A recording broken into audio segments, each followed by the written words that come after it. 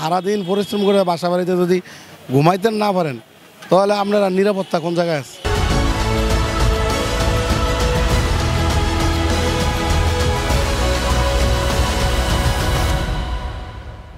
শান্তি আছে নাকি? দেশও তো অশান্তি, দেশ তো চলার মতো শান্তি না।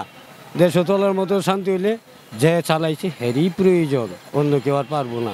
আগের মানুষে কি বলছে জানেন?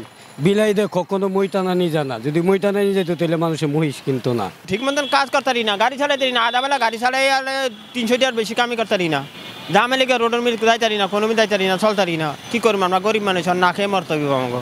মাছ আছে, তেল আছে, চাইল আছে, এগুলো তো বেশি আর কি। ধরেন সবজি এগুলো কমালে ধরেন মধ্যবিত্ত আয় যারা করে তারা তো ভালোই চলতে পারবো। ইনকাম সোর্স কমে গেছে, ইনকাম সোর্স কারণে মানুষের হায় উতাস করতে হইব, কথা আছে। বাড়ি ঘর ধরে মানুষ ঠিকমতো ঘুমাইতারে না, কিন্তু সবচেয়ে এদিকেও নজর দেওয়া উচিত। কারণ আপনি সারাদিন পরিশ্রম করে বাসা বাড়িতে যদি ঘুমাইতে না পারেন তাহলে আপনারা নিরাপত্তা কোন জায়গায় আছে? তা আমাদের উচিত বাজার চালানো নিয়ন্ত্রণ করতে হইব, আর মানুষেরও নিরাপত্তা দিতে হইব। আমাদের আয় কম, বুঝলেন, তার মধ্যে ছেলে পেলে দেওয়া ঠিক মতন খাওয়া দাওয়া করতে পারতেছি না। মনে করেন যে চাল আনতে ডাল ফুরায়, ডাল আনতে তেল ফুরায়, মনে করেন সব জিনিসের দিন বার দিন দাম বাইরে গেতেছে। 60 টাকা 90 টাকা চাই, আমার পক্ষে সম্ভব 60 টাকা 90 টাকা কিনুন। আমি আধাবেলা গাড়ি চালাই কামি করতে না 300 টাকা, শসা কেজি 70 টাকা। আর সরকার পদক্ষেপ যদি সেন্টিটা ভেঙে দেয় তাহলে তো আপনার পদক্ষেপ কমে যায়, তাহলে তো আপনার ধরেন বাজার নিয়ন্ত্রণে আসে।